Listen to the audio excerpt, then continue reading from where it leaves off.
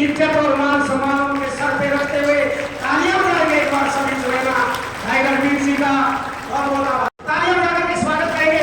ये युवा शक्ति युवा टीम हमारे युवा नौजवान साथी ये इस माला के द्वारा बहुत बड़ी माला है, उनका ही स्वागत और सम्मान इन सबके दिलों में आचार्य जी का बहुत धन्यवाद, बहुत धन्यवाद रणवीर जी।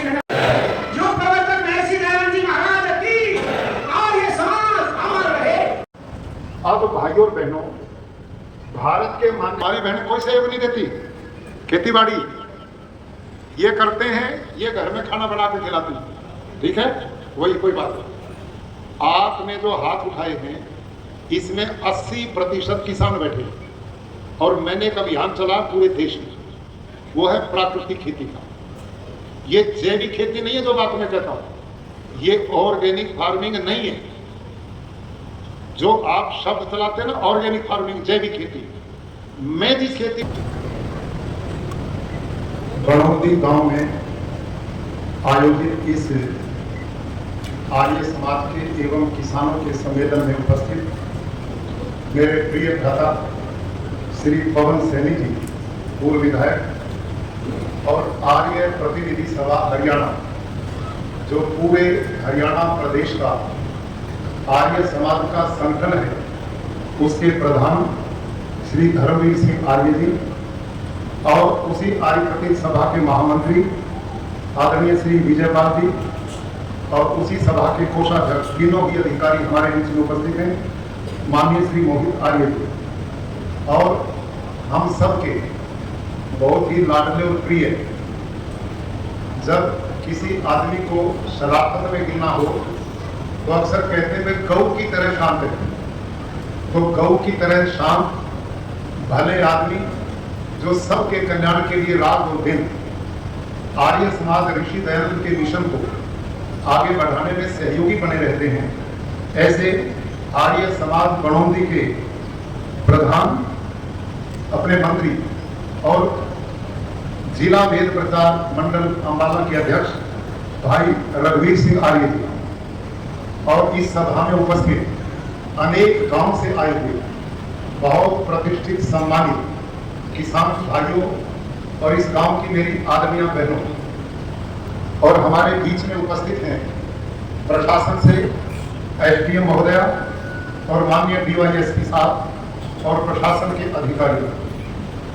गणौती गांव में रणवीर जी ने कई बार मेरे को बुलाया था। जब मैं गुरुकुल कुरुक्षेत्र में प्रधानाचार्य था तो इस गांव में मैं रात भी बिताई थी और कई बार आने का सौभाग्य मिला। और यहाँ हुसैनी से लोग बैठे हैं, नारायणगढ़ से हैं और भी आसपास के कई गांव के भाई बंधु हैं जिनके कई बार दर्शन करने का सौभाग्य मेरे को मिला। आज मैं रघुवर भाई को, रणवीर सिंह को बधाई देता हूँ और उनका धन्यवाद भी करता हूँ कि इन्होंने आज के इस कार्यक्रम में मुझे बुलाया और आप सबसे परिचय कराने में सहयोग दिया, तो उनका मैं धन्यवाद करता हूँ।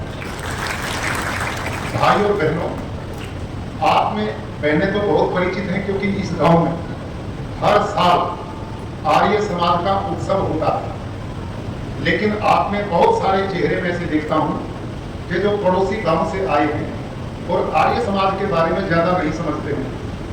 मैं थोड़ी सी चर्चा उसके बारे में करके, और आज का विषय बहुत मजा आपको आएगा, उसको जरूर सुनना है, प्राकृतिक खेती।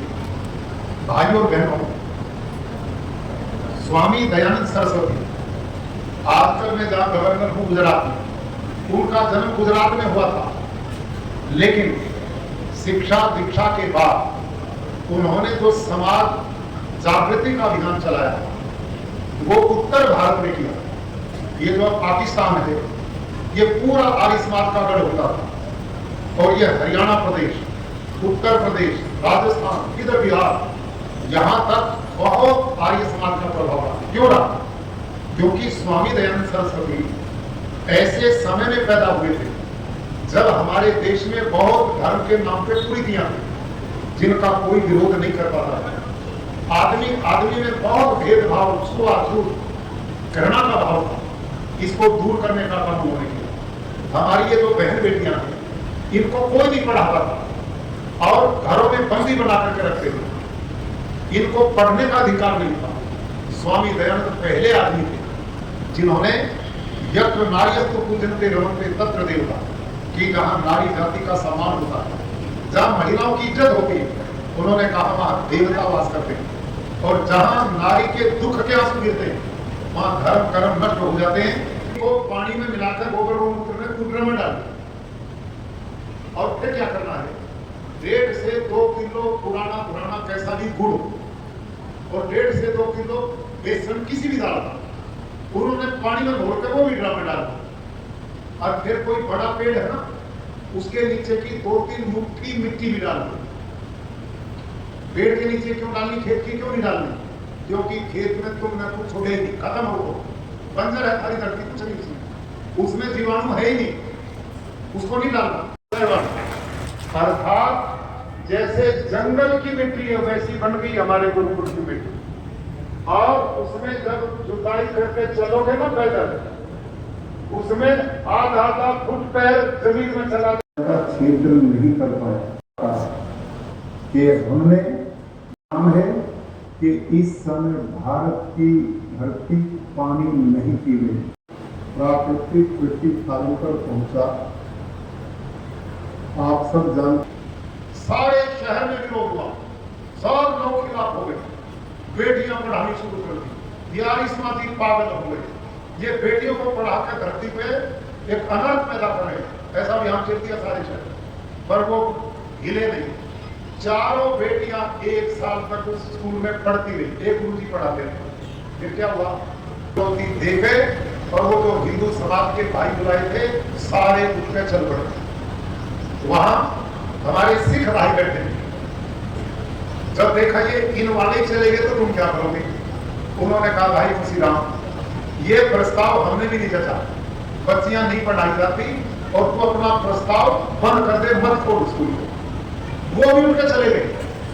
वहां 2 आदमी बचे, एक था लाला देवराज जी को भेंट करके रणवीर जी ये इज्जत और मान सम्मान उनके सर पे रखते हुए तालियां बजाएंगे एक बार सभी जो है ना भाई रणवीर जी का बहुत बहुत आभार, बहुत बहुत धन्यवाद। और एक ये विश्वानी देव वेद के मंत्र की पट्टिका स्वामी दयानंद जी महाराज का प्रिय मंत्र और ये गायत्री मंत्र के रूप में एक स्मृति चिन्ह के तौर पे भाई रणवीर जी सम्मानित आचार्य जी को सम्मानित करते हुए पवन सैनी जी पूर्व विधायक और बढ़िया सम्मान में बना रही है, तो वहां मिलना रहता था भागवा में, उनका भी स्वागत करते हुए पूर्व विधायक श्रीमान पवन सैनी जी का। पवन सैनी जी इस बात के गवाह हैं, कम से कम आचार्य जी 20 स्कूलों में पवन सैनी जी हवन के टाइम पे मुख्य यजमान बने जब रहने लगते। हाँ, जब एक प्रचार होता था तो ये पुता करके विधायक रहते हुए स्कूलों में आते थे हमारे। अच्छा भाई शिवजीत भारती जी ये उपमंडल अधिकारी है, एसडीएम साहिबा है इस इलाके की, उनका भी स्वागत और सत्कार सम्मान करते हुए बहुत